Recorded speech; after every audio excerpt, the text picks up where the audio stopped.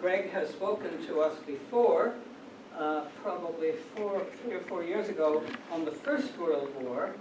And Greg is the curator, as I mentioned, of the, I'm not sure whether I mentioned it a moment ago, he's the curator of the Regimental Museum.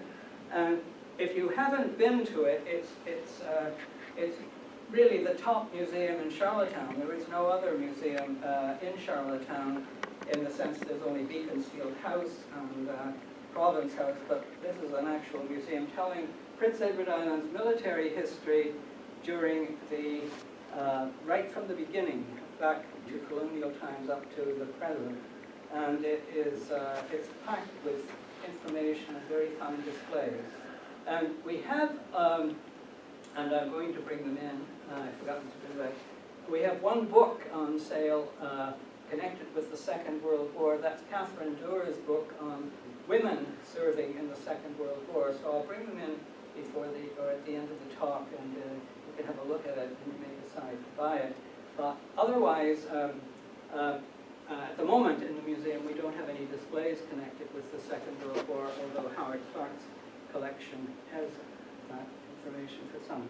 So Greg is going to talk about, as it says on the screen here, Prince Edward Island and the Second World War, 1939, or the Second War, 1939 to 1945. And so Greg, I turn it over to you, and I hope your mic's well, I hope working. so. Can you hear me? Yeah. Thank you very much. A number of years ago, when we started to get ready to look at doing a display on the Second War, and I should point out that currently we have a whole new exhibit that we just created on the Second War. It's at Gallant Printing now, which used to be Quick Copy. We worked on it for a couple of years. We had to wait to get funding to do it. It was a lot of work to try to put what happened on P.E.I. in World War II in 7 panels. So when I found out, when I started to research this a number of years ago, I started to find out all kinds of other, what I call trivia information about P.E.I. in World War II. And I said, you know what, I got to start documenting this stuff, because I didn't know that this happened. I didn't know about this, and I'm sure a lot of other people didn't. And if I don't do it now, who's going to do it? I know I'm sure there'll be somebody after me that'll come back and do all this, but who knows?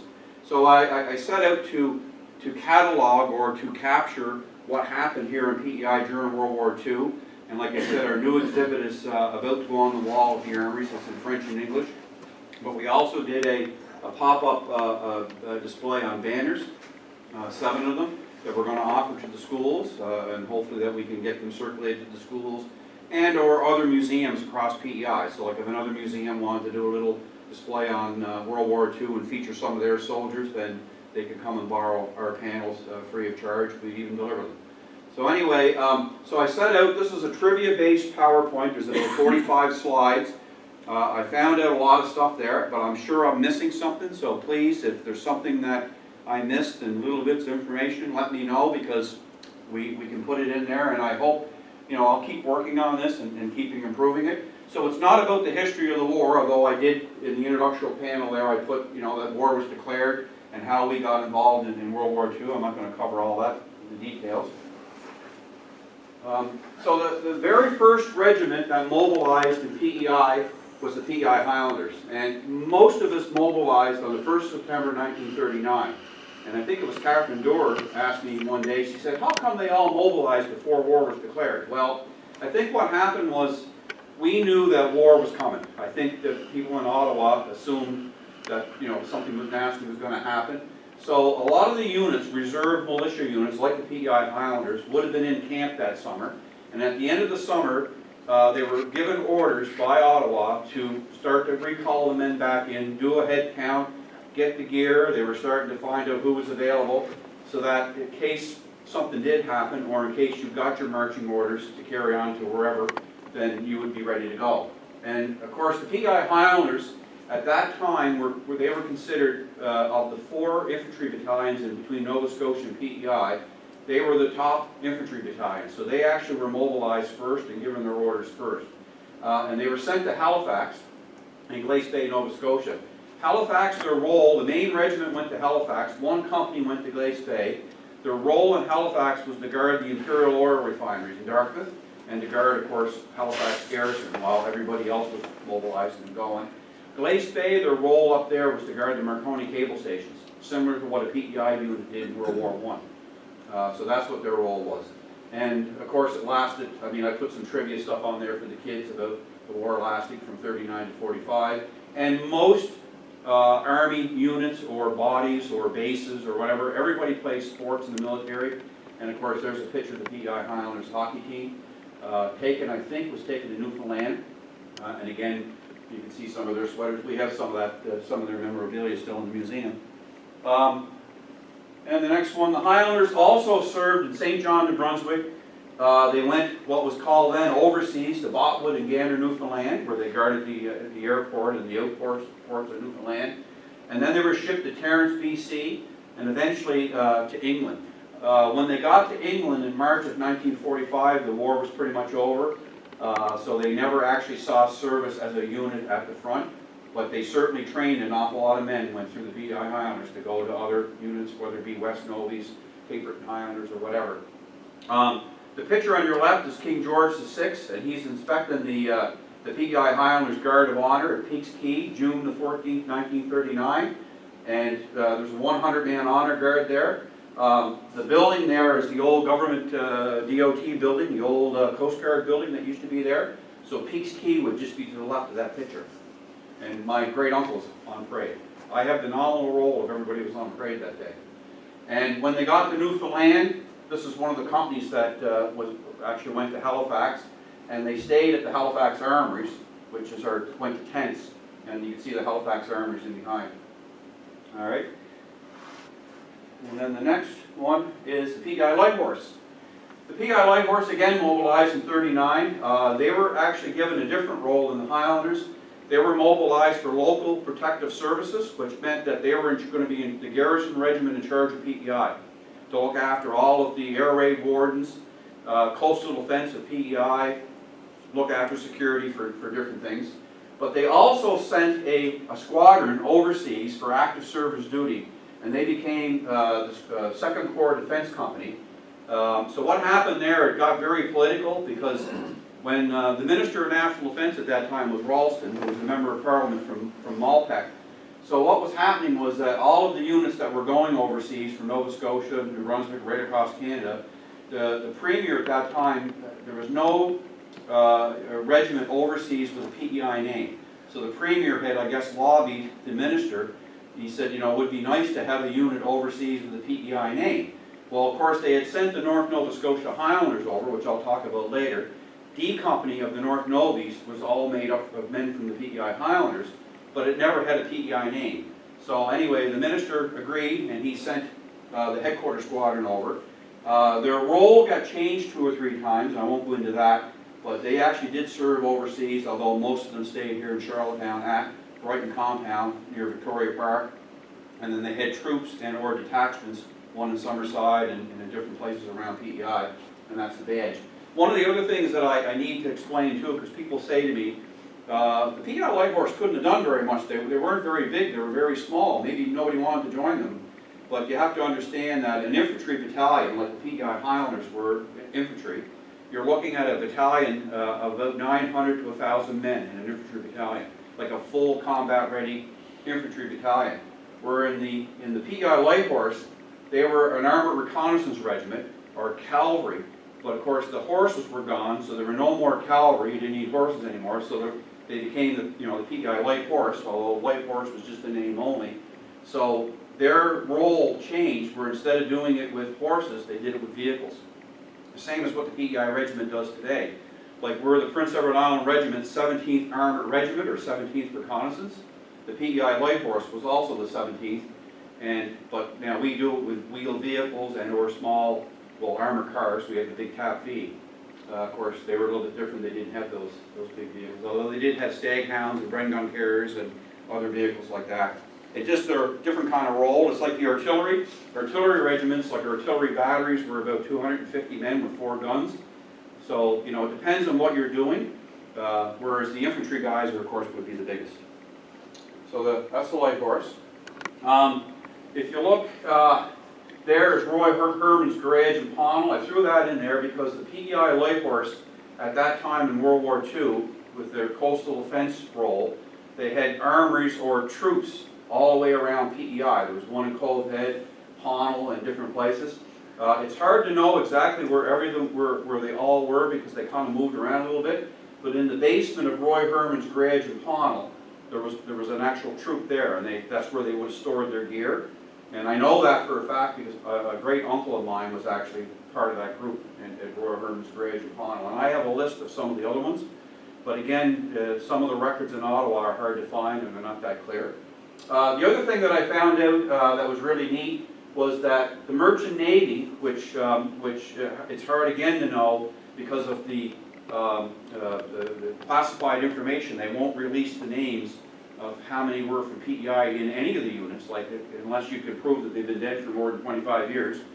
All of the people that worked on the car ferries during World War II were all swore in and issued medals for service in the Merchant Navy. Now, whether they all got them or not, I don't know. But this couple here worked on the Prince Nova down in Wood Islands, and they were both issued medals and both swore into the Merchant Navy. And the reason why that happened was that the Northumberland Strait was considered hostile waters because of the German U-boats. There was German U-boats sighted in the waters off of P.E.I. We'll get into that a little bit further on. And that's why they were all sworn into the Merchant Navy. And I actually seen this couple's medals, in their papers and everything else. So it's again another piece of information that I didn't know. So war comes close to home and sinking the Caribou. When you ask kids or ask anybody, when was the biggest loss of life for P.E.I. in one day and where was it? Everybody's going to tell you D-Day, they're going to tell you France, Holland, everything. But it was right in Newfoundland, right off the coast of P.E.I. When the car ferry Caribou was sunk on the 14th of October 1942, there were 7 people from P.E.I. There were 6 members of the P.E.I. Highlanders and leading air craftsman Charles McCarran from Montague. He was in the Air Force. And what happened there was the men of the P.E.I. Highlanders were training in Halifax, and they were on their way back to Newfoundland to rejoin the regiment when the Caribou got sunk or torpedoed by a German U-boat. And we're very fortunate that we didn't lose more that night because, it could have been a lot worse. And there was a Navy ship actually not that far from there. They were able to get a lot of the bodies out of the water, or people out of the water, save them. But again, right off the coast of Newfoundland. And again, it was the only time since the War of 1812 that enemy ships killed Canadians in our own waters. Again. So when we get to the Air Force, we talk about the 3 Air Force bases. We have Charlottetown, which opened first, Summerside, and then Mount Pleasant.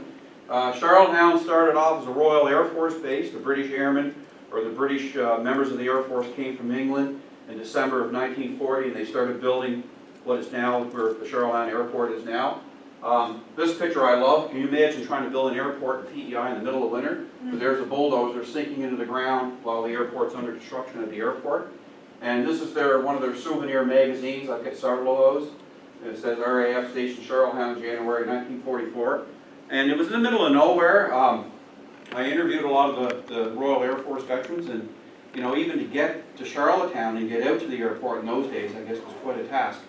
The roads weren't that good, and it was quite a ways out. What's left of RCAF Charlottetown? A bit of trivia. The government garage on the left, that used to be the maintenance hangar where they kept all the snow plows and the vehicles. And Cavendish Farms, or Agra, which used to be Island Fertilizers, is actually 2 hangars that they disassembled at the airport, hauled down on trucks, and then rebuilt them. When you go into Island Fertilizers, or Cavendish Farms now, when you walk in, it's still the original World War II color on the inside, and then you can see all the beams and rafters on how the whole thing was built. I think it's kind of neat that they were able to take it there and reassemble it on Riverside Drive. And most people look at it and say, I didn't know that. And they drive by them buildings every day. And of course, the government garage is probably going to be tore down soon because they don't use it anymore other than for COVID testing. 26 airmen died while stationed at number 31. GRS stands for General Reconnaissance School, so they were taught navigation there. They graduated 1,120, 80 bomb aimers, and in the 4.5 years that they're open. The cemetery, the Sherwood Cemetery, which is across the street from where the Charlottetown Airport is now in the base. That's where there's the airmen are all buried in one row, the cemetery. I actually have a picture of that, but it's not on this slide. I should add it. And then we get to Summerside, opened January the 6th, 1941, closed in June of 45. Number 9 service flying training school. And then, of course, there's a picture of a harbor down there. And I know, Gene, you've done a lot of work on the Summerside base. Again, you know, built and fairly fast. There's still some of it still there. And we get into Mount Pleasant. Opened as number 10 Bombing and Gunnery School in 43. Mount Pleasant had a population of 1,800 in 1944, making it P.E.I.'s 3rd largest town. And it's, I mean, if you look at it, the aerial photo is, you know, it's quite a big footprint. A lot of buildings, you know, there was a gym, a YMCA, bowling alleys. They had their own newspaper. You know, it was a big operation. Look out Summerside. Yeah, there you go. Mount Pleasant. When we get into number 6, District SIGs, the Signals, which are still in operation, although they're now 5th Canadian Division SIGs, A Company. Trained at a Brighton compound at Victoria Park at the very end of Brighton Road.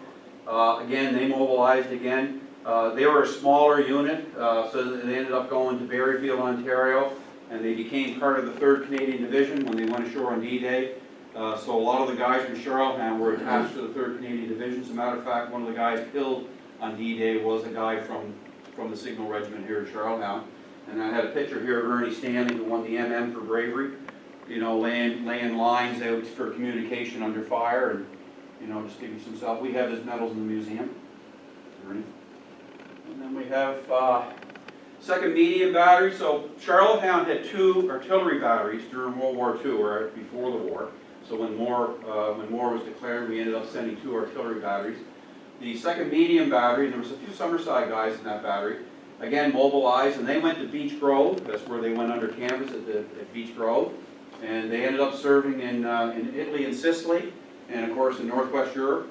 There's a photo of them there. One of the neatest artifacts that we have in the museum from this battery here is a jacket that one of the guys wore. And at the end of the war, it's an American jacket, and at the end of the war, he had everybody in the battery sign it, along with anybody that was in that group or in that area at that time. It's kind of neat to see a jacket, and you have all the names from the island all signed all over the jacket. Beech Grove, again, the 2 batteries trained together at Beech Grove. When we mobilized, there wouldn't have been enough room at Brighton compound or at the armories in Charlottetown for everybody, so some went to the racetrack, some went to Beech Grove, some went to Victoria Park. And of course, these guys at Beech Grove, the officers and some of the senior NCOs, and I put that on there, but Muriel Fraser was from Summerside, who's, I believe, the first Islander killed. She was one of 112 killed when the German U-boat torpedoed her ship on the 4th of September 1939. This is out of Ed McDonald's book, so unless there's somebody else, but that's who I believe is to be the first. And the field ambulance, number 21 field ambulance out of Charlottetown. Again, they used to train at a Brighton compound, so that's where a lot of the nurses and the doctors were. They were all in that unit, and that's the unit they trained with. So they left Charlottetown and went to Debert and established the first big medical hospital in Debert before going overseas. And of course, once they got overseas, a lot of these doctors and nurses were then split up and sent to various units, just like Catherine commented in her book. But that's, again, the group from Charlottetown. And then we get into the Navy, RCNVR, Royal Canadian Navy Volunteer Reserve, and HMCS Queen Charlotte. They mobilized again in 1939. They trained into the old Sims building, which is now Maritime Christian College, or the Christian College Bookstore, the old cement building on the corner. They were commissioned on the 1st of November 1939 as HMCS Queen Charlotte. And of course, they were gone for a number of years, but they're now back, on the waterfront. They're marching on Kent Street, and a group photo taken in King Square, which would be across from where Stearns Laundry is now. So their building would be just on that corner back there. And they trained a lot of guys that went through there and then went off to join other Navy establishments and, of course, ships. 8th Medium Battery, Royal Canadian Artillery, again, same thing, went to Beach Grove with the 2nd Medium Battery. They were converted to a heavy anti-aircraft battery in England. They manned the big anti-aircraft guns that were all around the coast of England. There's a really nice picture of Winston Churchill and the Prime Minister actually inspecting them, where they were actually manning one of the new anti-aircraft guns that they had. And then eventually they went to Northwest Europe like everybody else did, and as an artillery unit, anti-aircraft artillery unit that followed the Canadian Brigade. And again, group photo there. And like a lot of times when they left here in Charlottetown to actually form the battery of the 4 guns that they had, there's a lot of guys from the 11th Medium Battery in there, so there's a mixture of Islanders and some guys from Ontario. A lot of the units, when they went away, they never stayed pure P.E.I. They were mixed up just like the Light Horse. And then we get into the Navy, the Charlottetown 1 and 2. Charlottetown launched September the 10th, 1941, and she was the one that was torpedoed by U-517 up in Quebec in Gaspé. And then the Charlottetown 2nd was commissioned on the 28th, 1944 as a River-class corvette. She carried the same number as the original Charlottetown. I recently picked up a duffel bag from the 2nd Charlottetown that was painted by the sailor who owned it, who was from Edmonton, Alberta, with a cartoon on it. Really kind of nice. The Summerside and the Malpeque. The Malpeque served during the D-Day campaign as a minesweeper. That's the crew of the Malpeque there. I don't know in that picture if anybody was from P.E.I. on there at that time. There could have been. I know the Summerside did have some people from the Summerside or from P.E.I. on there, but went at different times. So they could have been on there for a couple of months and then posted off to course or whatever. We have in the museum the ship's bell from the Malpeque, and we also have a plaque from the boiler room. They're on loan to us from the Maritime Command Museum in Halifax. So it's kind of nice to get. Those are the only 3 island ships with P.E.I. names. And this is one of my favorite ones. The Charlottetown had different mascots. They had Porky the Pig at one time, but also Jerry the Mouse. And this is a picture of a guy by the name of Bernard. I can't think of his first name. And this is a well-known artist that used to paint a lot of stuff on the ships. And they're dumping a bag of P.E.I. potatoes down the open conning tube of a German U-boat. Going to sink the U-boat with potatoes. So, and that was actually painted on the funnel, on the stack of the 2nd HMCS Charlottetown. And of course they had the mascot was made, that particular one is actually made on or painted on a plaster mock-up of the Gizmo ring. But there's also, you see jacket crests, and you see the mascot painted in different things. You know, it's sort of a big thing. The home front, not a lot. It's hard to get information on the home front other than the stuff that that we do know. Like for example, the women here are making jam from the Jenkins Cannery in Grafton Street, Charlottetown, which is in behind where the Royal, or not the Royal Bank, in behind where the Bank of Montreal is now, would be in where the Confederation Court Mall is. And they made jam, and I know there was other canneries all over P.E.I. that canned, whether it be vegetables or fruit, lobster, fish, whatever, that was contracted by the government to send overseas. So I know that it was more than just them. And I know Central Creamers, a lot of the companies on P.E.I. would take these things here for the war effort and turn them into, not souvenirs, but ways to promote, the soldiers overseas, and that's one there. You turn the dial, it has all the ranks in it. I've seen other ones, like that's the only one I've ever seen at Central Creamers, but I know that there was other things made that they could buy to raise money that you could purchase from the dairy or purchase from a company for the money to go overseas for the war effort. And the old YMCA in Charlottetown, which is now where the Murphy's Community Center is, or Murphy's, the old Basilica Recreation Center, is long gone. But the YMCA and the military has always had a very strong bond going back to the First War, where it was a place for refuge that you could go get a bowl of soup and a cup of coffee, and they would make up leather writing kits, for sending letters home, and that. And even right today, well, even back when I went to Germany with the regiment or with the military in 79, 80, one of the more popular places to go hang out just outside the main gate of Villar was the YMCA. You know, there was a Salvation Army was right next to it. So you could go there and get a, if you're an active service member, they get a free cup of coffee. I mean, the food was available and cheap. But there's a lot of stuff that you'll find, like notepads and Bibles and other souvenirs with the YMCA and the Knights of Columbus and the 4-H and all that. And of course, the other thing that, and again, it needs to be more documented, but a lot of the women's institutes around promoted making goods and scarves, and I know that we've got several different examples of Army scarves and hats and toques that the 4-H and the Women's Institute, and I can't think of the other ones there, but there's different organizations that made it from the home front, and prisoner of war packages that would have been sent overseas and all that kind of stuff. So again, a big role that's often forgotten about, which I don't think is right. And number 62, Canadian Army Basic Training Center, Beach Grove. They trained 600 men at one time, over 6,000 by war's end. There's a picture coming up in a couple more slides that'll show you an area view of what Beach Grove looked like, or somewhat. But that's the old Beach Grove Hotel resort, which is on the site where the new Beach Grove home is now. So that was tore down, of course, back a number of years ago, I think in the early 70s, I think, to make way for the Beach Grove home. But it was a massive training center there during World War II. I mean, the Army or the artillery went in there and commandeered the hotel and turned it into a whole training center. And my grandfather told me stories. He was the original drummer for Don Messer.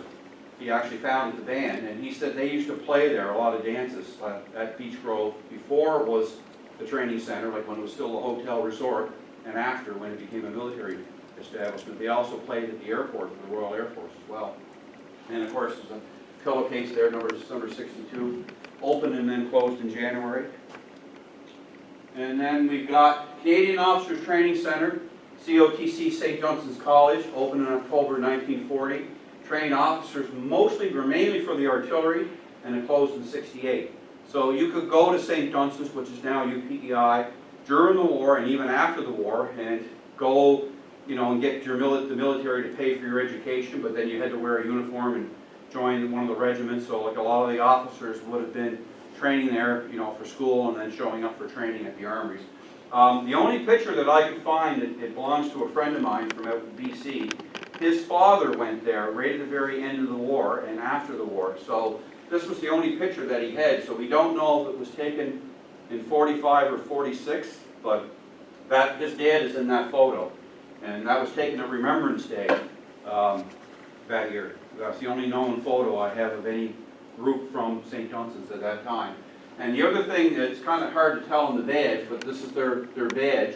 And at the very bottom, I can't tell in the picture, but it also has PWC, the letters, right at the very bottom of the wreath or the scroll. And that stood for Prince of Wales College. So you also had the option to go to Prince of Wales College as well, to be part of this organization, to take whatever courses maybe that they were offering there. But yeah, St. Dunstan's. And then we get to the Tignish Radar Station. Again, construction started in '42, and it's supposed to be the top secret radar station. You're not supposed to know anything about it. It opened in '42, or started construction in '42, and it opened in '43. Located on the Greenmount Road, which I think is Gail Shea's property, so she told me in the museum one day. It had a staff of 65 with 8 buildings.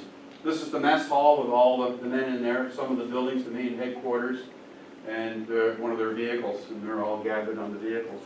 The gentleman that I got these photos from, plus about another 20, or give or take, was a gentleman who lived in Moncton, who was actually posted there, stationed there at the time, and I was able to get copies and stuff from him. And I interviewed a couple of people that actually were stationed there. I know Bill Bernand from Charlottetown was the last CO before they closed it. Mr. McAllister told me that when he got his marching orders and he was given a train ticket to go there, his train ticket said that it was to go right to Tignish, and then somebody would be waiting for him at Tignish. So when he got off the car ferry, got into Summerside, and was on his way to get back on the train to go to Tignish, the train conductor at Tignish looked at him and he said, "Well, geez, boy," he says, "nobody goes up there." He says, "You must be mistaken." I guess he thought he was supposed to get off in Mount Pleasant, But he said, no, I was told to get off in Tignish. So when, of course, when he got to Tignish, I guess somebody was there waiting for him. It's a good job. You'd be an awful shock to the system, I think, you know, arriving somewhere where there's nobody there to meet you.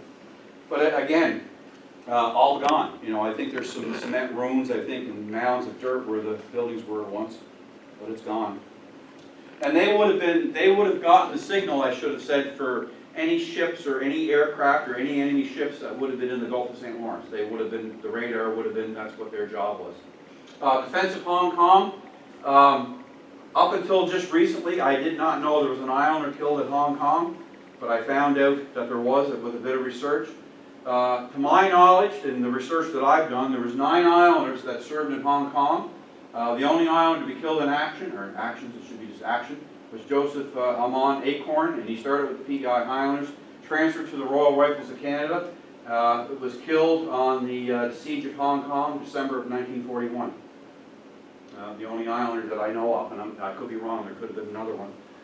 Because sometimes when you research these things, as you know, if they joined on P.E.I., sometimes it's easy to find them, but then you get a guy that left P.E.I. and went out west, and then joined out west. Sometimes it's hard to catch those guys. And a lot of that happened, especially in the First War. Italian campaign, which gets forgotten about sometimes. Everybody talks about D-Day, and these guys get mad because they were supposed to be the D-Day Dodgers, but a lot of Islanders who went through the P.E.I. Highlanders. So the P.E.I. Highlanders supplied like a company of men for the North Nova Scotia Highlanders, which I'll show you a photo in a few minutes. But they also supplied a lot of men for the West Nova Scotia Regiment and the Cape Breton Highlanders, along with other regiments like the Carleton York, and the list goes on, artillery regiments. I think I found Islanders in almost every regiment in Canada. You know, it doesn't surprise me when even my friend's museum in Ontario there, the SD&G, the Stormont and Glengarry Highlanders, I was going through a bunch of newspapers online, and I found a guy from P.E.I. who was wounded, you know, going ashore in D-Day with the SD&Gs. So anyway, a lot of men served, and of course some more famous. There's a picture coming up later on of Daniel J. MacDonald, for an example. There's Edmund Joseph Arsenault, who's in the West Novies, and I think he smoked the Abrams Village Way. I think is where we tracked him down. And then Earl Kennedy's in the center here, Brigadier General Hoffmeister, and I can't think of career, I think in Hoffmeister. And that's Earl Kennedy from Charlottetown. He was a former commanding officer of the P.E.I. Regiment. One of my mentors when I started the museum back in 1990, he used to phone me up. He says, "You know about this guy? Go see him. Go see him." You know, he was sending me information and gathering photos and stuff because he knew how valuable this stuff was. But Earl was from Charlottetown. And then we have the 1st Special Service Force, the Devil's Brigade. 17 Islanders that I know of, that I have documentation on, that served in the Devil's Brigade. Only 9 were original. The rest joined as reinforcements in Italy, like later. They never jumped in combat, even though they're all parachute qualified. I mean, I've heard stories about these guys jumped here and jumped there, but people tend to blow up the stories. Their biggest claim to fame, or what I think they did the biggest, was the capture of Mount La Defensa on the Hitler line in Italy. I mean, we were pinned down bad. The Germans had put the 88s up on top of Mount La Defensa, which was a large hill or a large mountain system in Italy. And these guys, with their rock climbing skills, were able to go up the back of the mountain and actually capture the top of the mountain and take the Germans by surprise. There was 1 Islander killed with the Devil's Brigade, a guy from Mount Stewart. He was killed at the Anzio beachhead raid, or the breakout from Anzio. Yeah, they were, like I said, they were the elite bunch, feared by the Germans. And then we have the nursing sisters. Again, there's so many of them that I could only cover a couple. Like Mary McNutt, who of course won the Royal Red Cross award for her actions in Newfoundland, going across an open bay in the middle of the winter to rescue the downed pilot. And of course, Ida McKay, who joined the nursing sisters in England. She's survived the sinking of a troop ship. And I interviewed her. She was a number of years ago going to her house, and a really funny lady to talk to. And she never thought what she did was very important. It was always about somebody else. And I think, like I know they interviewed her, and there was a story there about how you know, she went overboard when the ship was going down in her nursing gowns. And I guess when the Navy ship pulled up next to her to try to get her out of the water, 2 sailors jumped down and they were trying to help her out of the water. And I guess she was so charged up with adrenaline that when she started up the ladder, I guess she grabbed one fellow, near drowned him, knocked the other fellow off, and then went up the rope ladder like there was no tomorrow. And that's recorded. I actually have that on a tape. That was kind of neat. I guess there's a will to live. First Nations, again, a lot served from the First Nations. I know in World War I they had the highest enlistments per capita on P.E.I. If you look at the numbers, there's no question. And I know in the Second War they had a lot of enlistments as well. Whether it was the highest number or not, I don't know. But they certainly served, and I have lots of other photos of other members from there as well that served. And a lot of the First War guys came back in the Second War as Veterans Guard, because I think you're aware that a lot of the guys in the Veterans Guard, you know, came back to serve as guards and or gate guards at the airports, or, you know, at checkpoints and all this kind of stuff, guarding prisoners. A lot of guys from P.E.I. went to Minto, New Brunswick to guard the prisoners there, and in Nova Scotia. So yeah, so they were quite active. Home front, CWAC, Canadian Women's Army Corps, and which is on the side. Now this is a picture of Beach Grove. This is looking from the main hotel down the Beach Grove Road on all the H huts. You can see them here.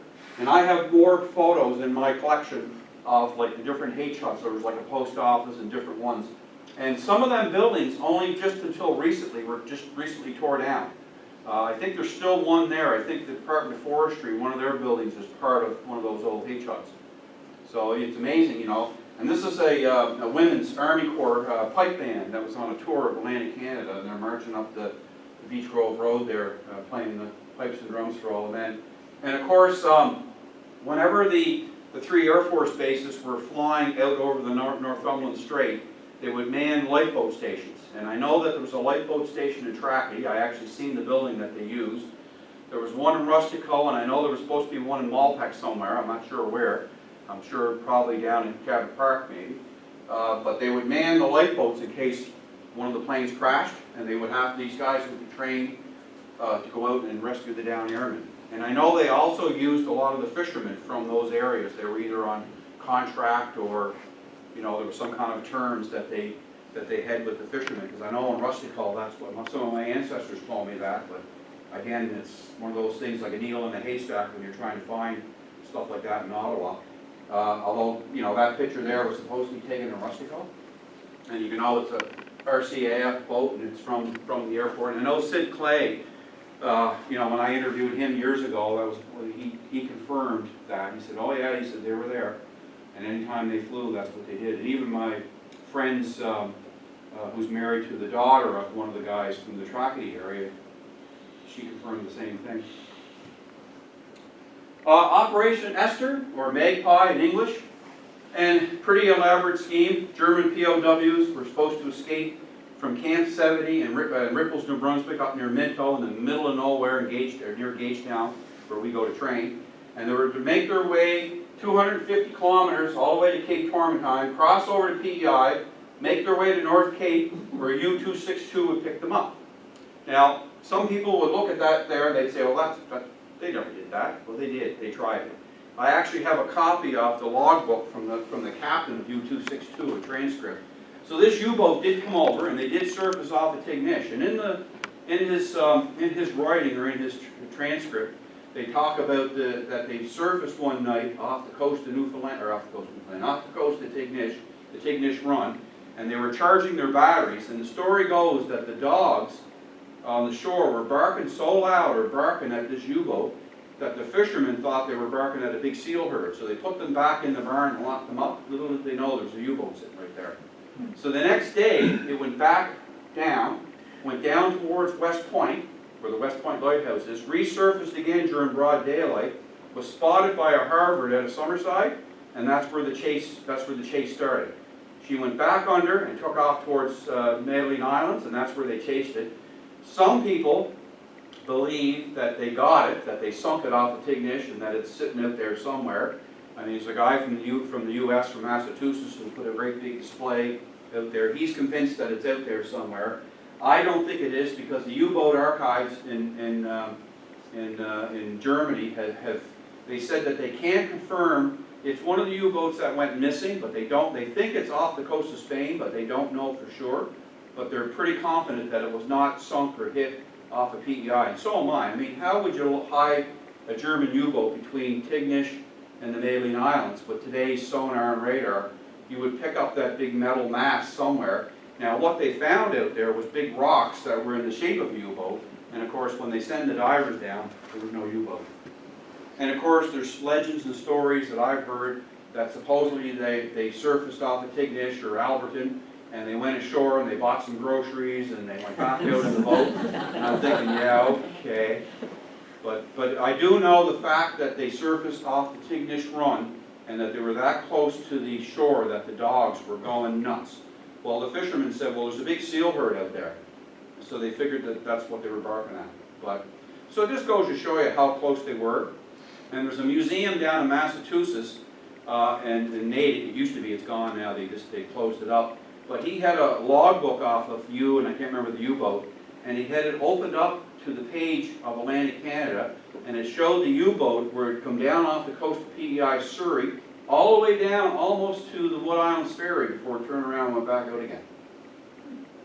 I forget what year it was. I actually have a photograph of that logbook and pictures from that museum at home. So yeah, so you take German prisoners trying to get across on P.E.I. on the car ferry, making their way up to get on that. I don't know, it would have been quite a story if they had succeeded. Decorated Islanders, Flight Lieutenant Angus McLean won the DFC, who later became our premier, as you remember. One of the interesting artifacts in my museum that I have is so he shot down in Holland, and a Dutch farmer helped him escape out through Holland, back through the Dutch underground into Belgium and into France, and eventually to safety. And one of the reasons how he got out was the Dutch farmer gave him his best, I call it, or Angus called it, his Sunday go to meeting jacket, his best Sunday church jacket. So he cut off the tops of his flight boots to make it look like a pair of shoes, put on this Dutch farmer's jacket, and with the aid of the Dutch underground, got out. Well, I have the jacket that the Dutch farmer gave him on display in the museum. Dave Stewart was the mayor of Charlottetown. We recently renamed the armories in his honor. He won the DSO. He was the guy that took the P.E.I. Highlanders overseas with the North Novies, became 2IC of the North Novies, ended up going to the Argylls. D-Day, North Nova Scotia Highlanders. So the picture on the left is D Company, which is all from P.E.I., including my uncles in the back row. I used to be an honorary member of the P.E.I. Of the North Novies. I used to sit with them.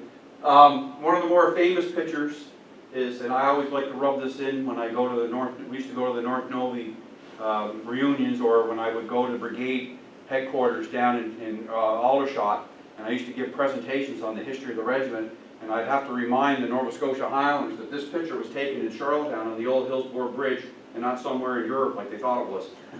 So on the book that Will Air Beard wrote on the history of the North Novies, they came to Charlottetown, they were with an invite from the Premier, and they actually marched all the way from Nova Scotia across on the ferry, all the way to Charlottetown, camped at the rifle range, came into Charlottetown, had a big dinner with the Premier and big events and all that stuff, and then turned around and marched back. And that's them coming across the Hillsborough Bridge. There was 3 Islanders killed in D-Day. There was Morris Trainer from Charlottetown, who was with the SIGs, Daniel Yole from Alberton, who was with the Winnipeg Rifles, and Private Aura William McEwen from Summerside, who was with the Royal Canadian Army Service Corps.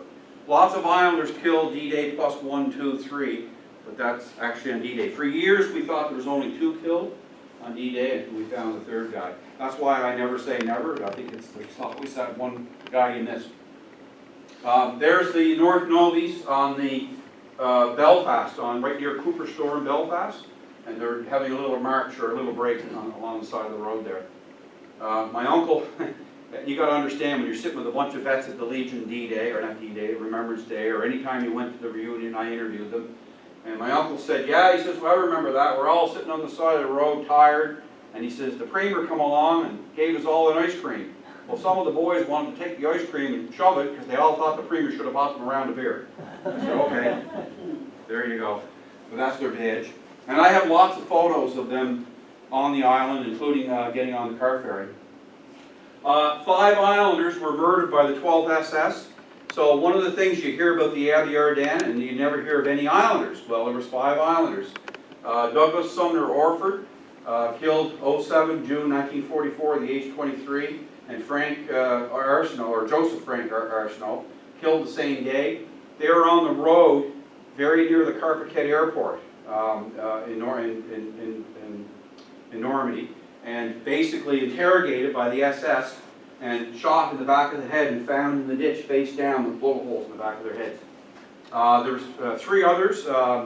Another guy from St. Peter's, and I can't remember the other 3 guys' names, but there was three that had been documented, or that we know that were killed that day, or killed in those days by the SS. Squadron leader Charlie Traynor, DSO, DFC and bar. He won the DFC twice, and of course the DSO. So when you see it where they have the bar, which means that you won that medal twice for bravery, he shot down 2 ME-109s the same day, was taken prisoner, and then escaped. He later became the chief pilot for Eastern Provincial Airways after the war. And of course, Vincent McCausland from Tyne Valley, he was an observer, navigator with the, one of the best, because you had to be a really good navigator and or observer if you were assigned to the Dam Busters, 614 Squadron. He was from Tyne Valley, or I guess it'd be McCausland's Willow Mills. Randy is? Oh, Tyne Valley. Is it Tyne Valley? Yeah. So related to the McCausland's Willow Mills. Yeah. Anyway, Commander Robert McMillan, DSO and bar from Charlottetown. He was on the Esquimalt, HMCS Esquimalt, the last Canadian ship sunk in World War II at the Halifax Harbor. He was the commanding officer. And of course, Daniel J. MacDonald, who of course lost his left arm, left leg. He started with the P.E.I. Highlanders, was a sergeant with the Cape Breton Highlanders, and we all know his story and how much that man accomplished after the war. The Kensington Ranges, getting near the end here. So the first rifle competition was held in 1862. The range was rebuilt in 1875 with new rifle butts. This is what it looks like here. And of course, this picture is probably early, it's probably the early 30s. But this was a rifle range that was located right on the Kensington Road. And on the next slide, we'll explain where. Right out, this would be Riverside Drive, the Charlottetown Driving Park. That's it right there. So Riverside Drive would go right through it today. So that's where the first rifle range was. And then of course they moved it during the war, actually before the war, over to Alexandra Point, which is, that's where it is now. And it's still there. Of course there was a range even before that. So that's the Kensington Range. Lieutenant Commander John Riley on the left. He served with 417 Squadron. He became a prisoner of war in April 1943. An interesting story about him was he was a prisoner of war in Stalag Luft 1, which is where the Great Escape took place. And what happened was, prior to the Great Escape, the Germans thought there was something up, so they moved a whole bunch of men out of that prisoner of war camp to a different one, and he was one of the guys they moved. Or he probably would have been out in the Great Escape, because he was one of the guys right in. So when they did the movie, The Great Escape, one of the writers from Hollywood actually came to Charlottetown and interviewed him for the movie. And he lived right behind Brighton Compound in Charlottetown, where we used to train. We lived far up the old trucks, and I often said, geez, I bet he was probably looking at his window and saying, there's them militia guys again. And I wish I had known, because I would have loved to have gone and knocked on his door and got a story, but of course he passed before I was doing what I'm doing. And of course, Charles McGilvery on the right, he grew up in Spring Park Road. He moved to Massachusetts in 1939. He won the Congressional Medal of Honor for his actions during the Battle of the Bulge. Lost his right arm, I think it was right arm. Anyway, there he is getting his medal, which is the highest decoration in the U.S. Army or U.S. military, by Truman, President Truman. He later became the president of the Congressional Medal of Honor Society of the U.S. And of course, he's a Canadian, an Islander. There was 3 Islanders that won the Congressional Medal of Honor. There was a guy in the Spanish-American War and a guy in the Civil War. But he's the only guy from World War II. And I actually met him. He came to Charlottetown, I forget the year, and gave a little talk at the Charlottetown Legion. So it was kind of nice to have met him. Let's see, written up there. Oh, the highest decorated, the only Islander, of course, to win the VC. And it upsets me because he won it with the Royal Navy, but when the Canadians, or when they did the Canadian book on Canadian VCs, they didn't include him because, oh, well, he won it with the Royal Navy. So, he's still an Islander, he's a Canadian. Like, what difference? I mean, he left here, and of course, there's his write-up. I mean, he's quite a distinguished man. The medals, I'll show you his medals here in a minute. But, again, son of a premier. I know he joined from out in BC, but why did he get left out? And of course, there's his medals. Now, the medals, these are a complete replica set, or a set made up because, of course, he never did get his VC. He died on his way to get the VC. So his family out in BC, somehow, the medals got broken up. So some went to one person, some went to another person. And the fellow who got the VC decided he didn't want it, and he sold it. And it went to a collector, a rich American collector in, I think, Seattle, and he owns them now. Of course, they tried to raise money in Charlottetown back a number of years ago to buy them back and bring them back. And of course, what that guy paid for them and what they're worth now is, you know, you can't compare. It's a shame that that's where they are and that they went to a private collector, that somebody in the family sold them, but it happens. One of the things that, you know, I think is important that we tell, I try to tell the kids when I'm talking to them is that, you know, we had over 12,000 enlistments. Now, DVA, or anybody, I contact, like I do some work for DVA, and I've got some people that I know that kind of look after this stuff, and I asked them, and they can't tell me. I said, well, how many enlistments did we have? Well, we don't know. They come to me and ask me. And I'm like, oh, okay. So I figured we had about 12,000 enlistments. There's no way of ever really knowing, I don't know. 49.6% of all eligible males joined. That's kind of doing the math at that time. Catherine and I know Jean worked on this, I figured there's probably over 900 females. You know, again, that's just throwing a dart at a dartboard, because I think for every one that you capture, you miss two.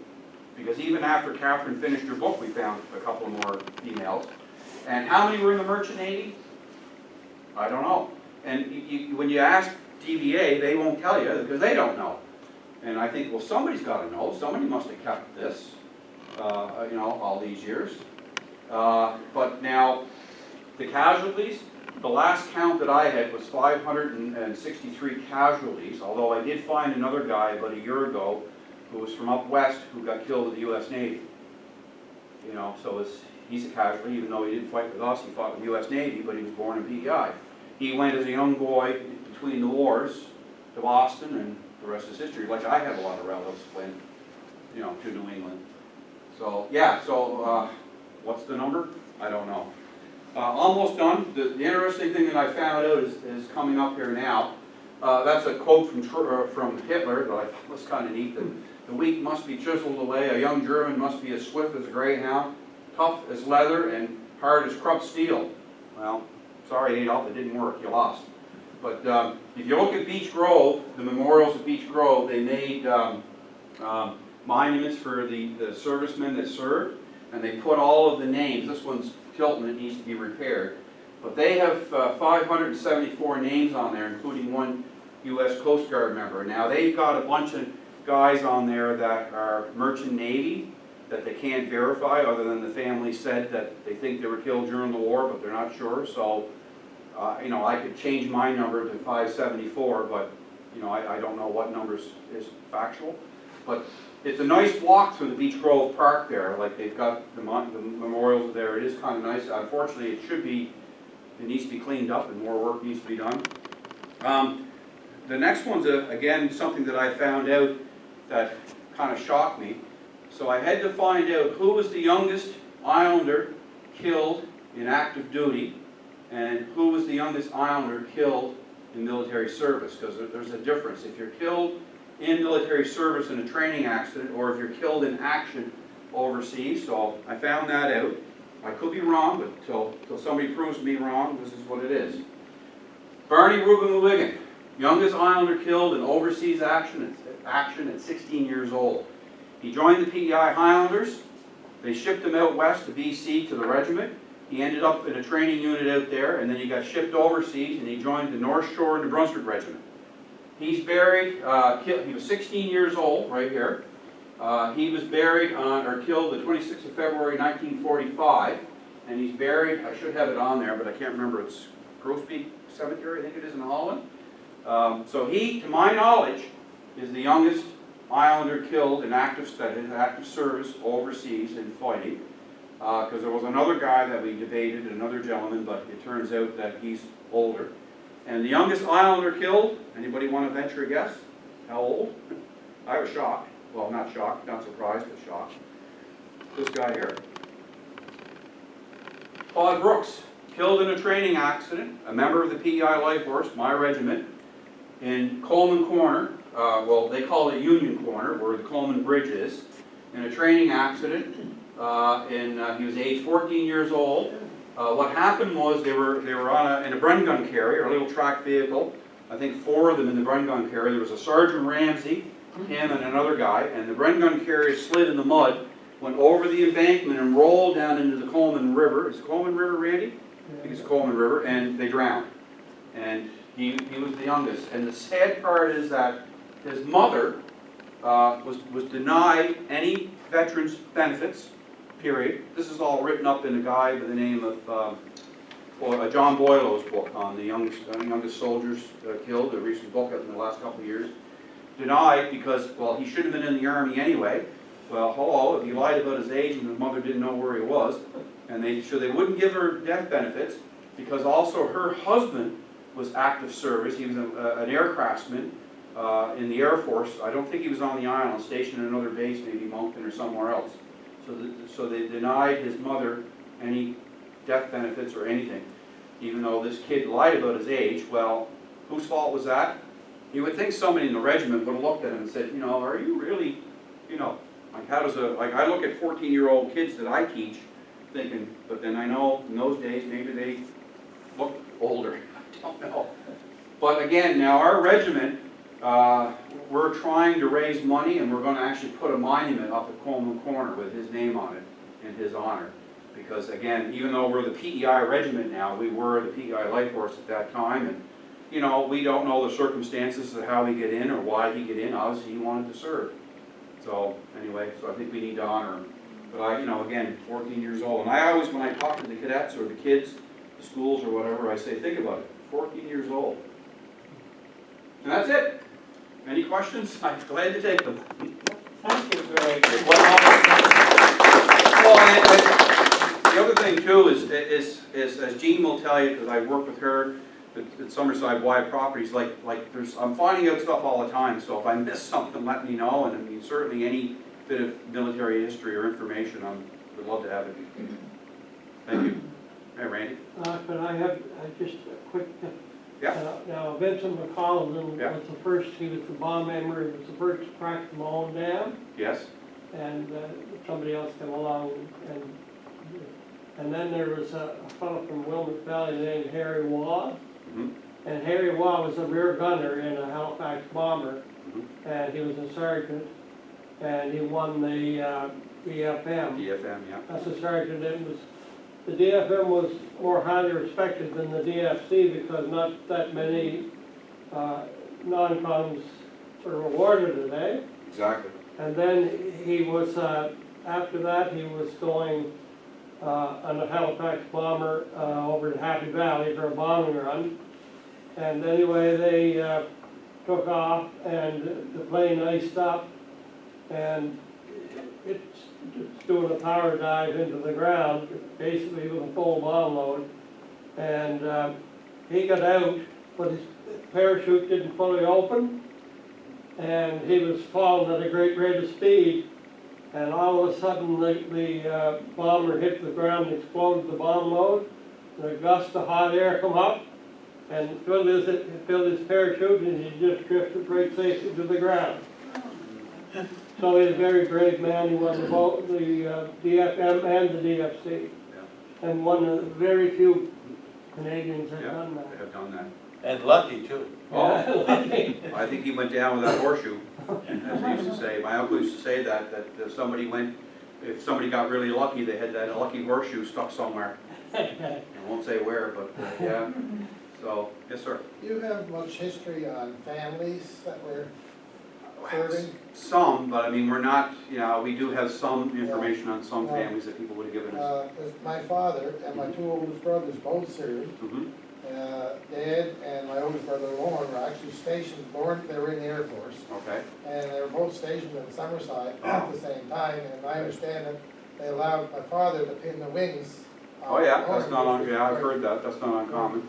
And anyways, my brother served as a Mitchell bomber pilot. He did 40 missions overseas. And then when the war was finished there, he was stationed back in Summerside again with my father. Okay, And my second oldest brother, George, was in the Navy, but I don't know anything about his. yeah, see, like, we don't have any personnel files, we Yeah. don't have access to that. And when I started the museum in 1990, we had nothing. So anything that we got came to us after we opened the doors. And, you know, when I can remember Denny Hopping was the commanding officer at the time, and I went to him, you had to get an appointment, you marked up to him, and what can I do for you there, Mr. Gallant? And I said, sir, I said, what would you feel about starting a museum display? What do you mean? And I pitched my story. I said, you know, there's a lot of history here. And I asked for a showcase, like a glass showcase to put some stuff in. He looked at me, he said, no. He says, I'm gonna do one better. I'm gonna give you a whole room. Well, the rest is history. Now we got the whole back end of the armories. And that's how the museum started. It was just by accident that it just kept growing and growing. So any personnel files, especially nowadays, like the Second War files are still all classified. Unless you can prove that person's been dead or you're the immediate next of kin, you're not gonna get any information. And they say it's 2 years, even if you are the next of kin, and they say it's about 2 years to wait even to get a file. Well, my brother Lauren, a lot of Yeah. his information, there's a book written. Yeah. I don't know if you're familiar with it, but Yeah. a lot of information, not just on him, Okay. but others, but he's got his own stories in this. Oh, okay, I didn't know, I didn't see that book, yeah. And Excellent. actually, before he passed away, I sat down and I did a 30-minute interview with him. Good. From the time he joined, right till he finished. Well, excellent. Yeah, I did a lot of interviews myself, and I wish now, you know, you look at how easy it is now to do an interview. You can walk up and videotape and do it right here on your phone. And the old days, you get the pen and paper out and write it all down. But I interviewed like a lot of World War I veterans. I got two guys on tape, you know. But yeah, it's just to get the stories. I used to take my tape recorder out and tape them, and I have a lot of them. And I was smart enough years ago to get a grant through CMA to take all of the tapes and get them all digitized and cleaned and put into a file.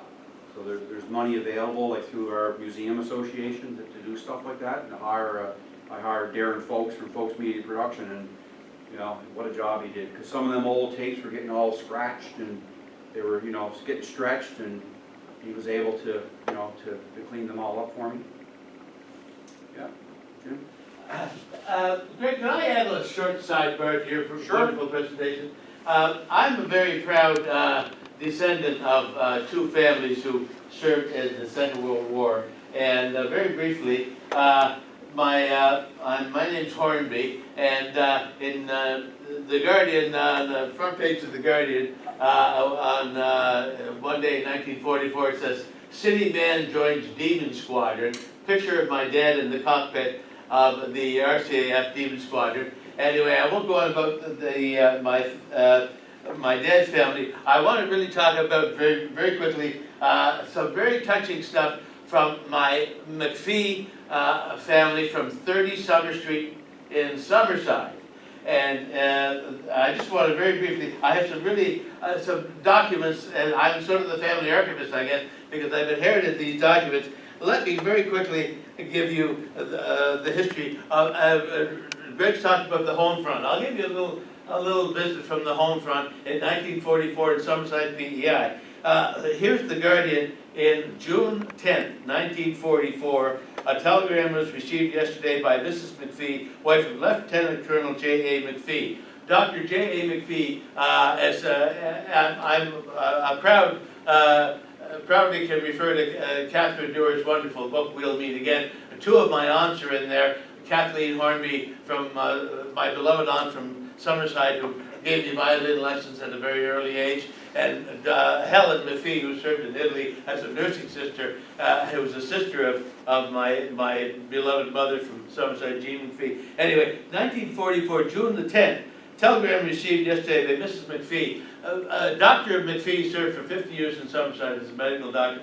In the Second World War, he served as a medical in a medical hospital in Nova Scotia. He'd already served in the First World War. He didn't need to serve again. They had 12 children. All the boys enlisted. All the women, including my mother, went into nursing, including nursing sister Helen McPhee. So when this telegram arrived, my Nana McPhee in Summerside was pretty well all alone. And it reads as follows: regret to advise you, your son, Private Charles McPhee, reported killed in action May 28th. Further particulars to follow, 1944.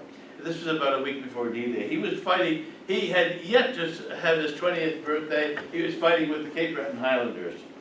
His twin brother, Ernest McPhee, was with the Nova Scotia, the North Novas, and he was in hospital. A telegram arrived in Summerside to my poor Nana, who was pretty well all alone, on the date of the birthday of the twins, Charles and Ernest. Charles had reported dead, Ernest was in hospital. Okay, so there we go. I won't get into, they reported to all the other family members, including my Uncle Jack, who I can remember, who was with the RCMP. He had enlisted with the RCMP Provo Corps, and he was in a troop ship on the way to fight in the war, which was the only troop ship sunk by German submarines. I don't remember the name, but it was hit by 3 torpedoes by 2 subs. My Uncle Jack was rescued at sea to even start the bloody war. But anyway, so I'll stick with Ernest and Charles. They had received, my beloved grandmother had received a word, and then here's a telegram from June 1944, 30 Summer Street, Summerside, states, Private Charles Adolphus McPhee reported killed in air, Director of Records. This is from June 1944, okay? So here I have my Nana's letter, dated September 21st, 1944, Summerside, P.E.I, my own darling boy. I can hardly read it with emotion, because, and you'll see certainly why in a minute. September 21st, 1944, we just received a cablegram stating the distressing news of your illness, but the news was he was alive, not killed in action.